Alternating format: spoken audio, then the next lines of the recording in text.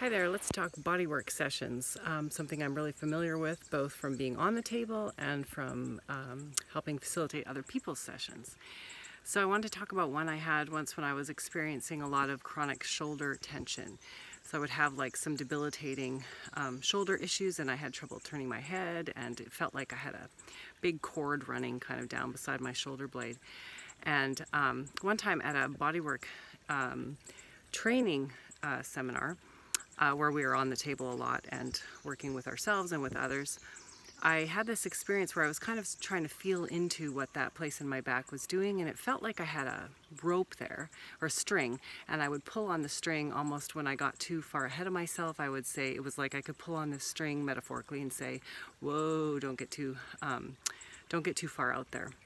So anyway, I'm on the table and my instructor has his hand in my shoulder blade, and I'm kind of just really being with the imagery of it. And so I'm playing around with the idea that it's a string, and he says, "Are you sure it's a string?" And I said, "Well, maybe it's more like a rope.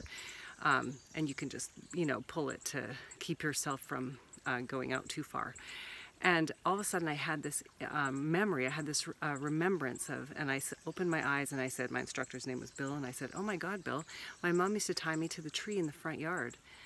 And it was at that moment, actually, that tension in my shoulder let go. And it wasn't that my mom, at least I don't think in this instance, was being mean. It was more like I was one of those kids that would take off and follow the neighbor's dog or do whatever and head off down the street. And she was probably trying to get something done, so she put me, she kept me safe by keeping me contained like that. But the message my little self got was, don't let this girl go. Lord knows what she'll do if she gets out there. We better keep her safe and contained. And so I internalized that. So it's like what happens in life is someone does it to you, and then we take over and do it to ourselves.